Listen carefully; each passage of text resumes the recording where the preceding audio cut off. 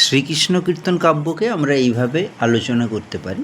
প্রথম প্রশ্ন, শ্রীকৃষ্ণ কীর্তন কাব্যে নাট্যধর্মিতার পরিচয় দাও যদি বলে, তাহলে আমরা বলতে পারি যে শ্রীকৃষ্ণ কীর্তন কাব্যের প্রত্যেকটা পদ এক একটা চরিত্রের সংলাপ, অর্থাৎ এখানে কথোপকথনের সূত্রে শ্রীকৃষ্ণ কীর্তন কাব্যের যে আখ্যান বা কাহিনী সেটা গড়ে উঠেছে।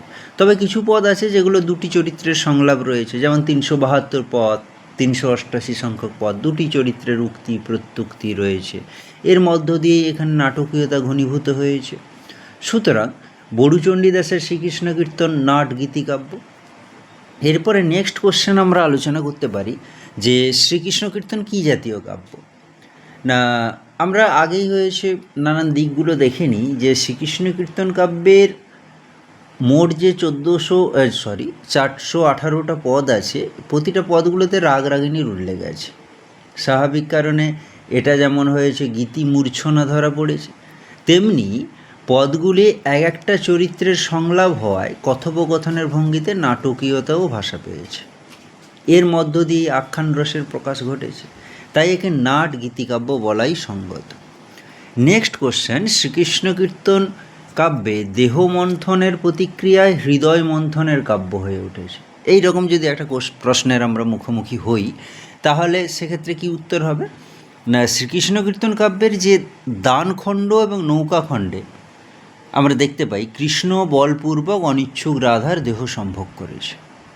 দানখণ্ডে প্রথম দেহ সম্ভোগে রাগে, অভিমানে, ঘৃণায় রাধা তা বড়াইয়ের কাছে প্রকাশ করেছে, কিন্তু দেখো নৌকাখণ্ডে রাধা সে কথা পুরোপুরি গোপন করেছে, অর্থাৎ একই ঘটনার ভিন্নতর অভিব্যক্তি ঘটেছে। তার মানে এখানে হয়েছে রাধার মধ্যে মুকুলিত প্রেমের আভাস মিলেছে, তবে এতে পূর্ব রাগ নেই, আছে হয়েছে পূর্বভোগ, তাই একে দেহ মন্থনের প্রতিক্রিয়ায় হৃদয় মন্থনের কাব্য বলা যেতে পারে।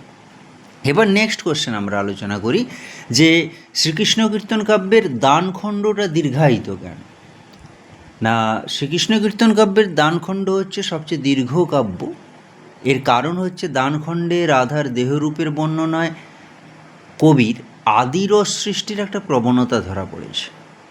রাধার মধ্যেও দুটো দ্বন্দ্ব দেখো, একদিকে রাধার আত্মরক্ষার বাহ্যিক প্রয়াস, আবার অন্তর্নিহিত অর্থে একটা দেখো আত্মসমর্পণের আন্তরিক ইচ্ছা, তার সূক্ষ্ম মনস্তাত্ত্বিক বিশ্লেষণ এখানে রয়েছে। স্বাভাবিক কারণে এই সমস্ত কারণে দানখণ্ড দীর্ঘায়িত হয়েছে।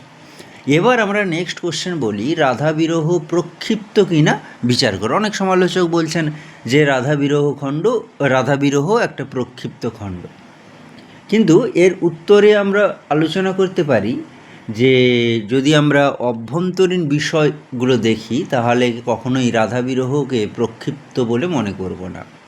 কারণ প্রথমত কি জন্মখণ্ডে ব্যক্ত কংস নিধনের উদ্দেশ্য পূরণের জন্য আমাদের কৃষ্ণ কী করছেন না, বৃন্দাবন ছেড়ে মথুরায় চলে যাচ্ছেন, এটাই রাধা বিরহের প্রত্যক্ষ কারণ। দ্বিতীয়ত তাম্বুল খণ্ডে কৃষ্ণের প্রত্যাখ্যানে রাধার যে যুক্তি ছিল, রাধা বিরহে এসে আমরা দেখি রাধাকে প্রত্যাখ্যানে কৃষ্ণের যুক্তি একই, সুতরাং একে আমরা হয়েছে প্রক্ষিপ্ত বলবো না। এরপরে নেক্সট হচ্ছে বৈষ্ণব পদাবলীর সঙ্গে শ্রীকৃষ্ণ কীর্তনের একটা পার্থক্য রয়েছে।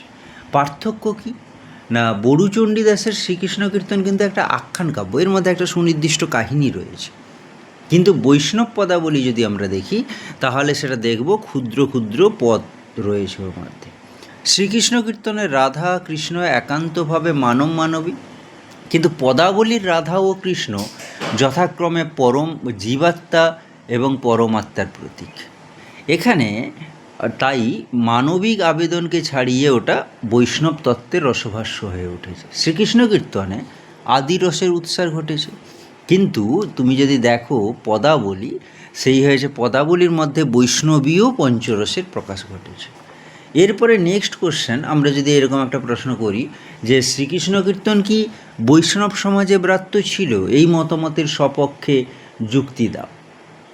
না, যদি আমরা এর আগে চণ্ডীদাস বিদ্যাপতি রায়ের নাটক গীতি চৈতন্যদেব আস্বাদন করতেন বলে স্বীকৃত, মোটামুটি বিভিন্ন গ্রন্থেও আমরা পাই, কিন্তু শ্রীকৃষ্ণ কীর্তন যে তিনি হয়েছে পড়তেন এমন কোনো প্রমাণ নেই।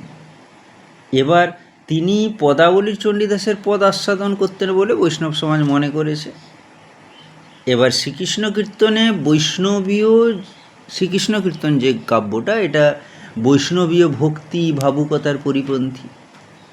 এখানে আদি রসের উৎসার ঘটেছে, যেটা কৃষ্ণের ভাবমূর্তিকে নষ্ট করে দিয়েছে। এখানে লৌকিক প্রেম শ্রীকৃষ্ণ কীর্তনে, এটা আধ্যাত্মিক ব্যঞ্জনে উদ্ভাসিত হয়নি। তাই আমরা ধরে নেব এই গ্রন্থটা বৈষ্ণব সমাজে ব্রাত্য ছিল। এরপরে একটা শেষ প্রশ্ন আমরা আনতে পারি যে শ্রীকৃষ্ণ কীর্তন কাব্য সম্পর্কে অশ্লীলতার অভিযোগ ওঠে, এইটা কতখানি হয়েছে সত্য?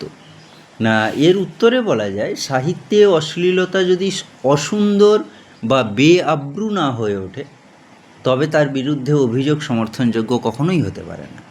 শ্রীকৃষ্ণ কীর্তনে দেহ সম্ভোগের বর্ণনায় কবি চিত্রকল্পের আশ্রয়ে কী করেছেন? আব্রুদানের চেষ্টা করেছেন।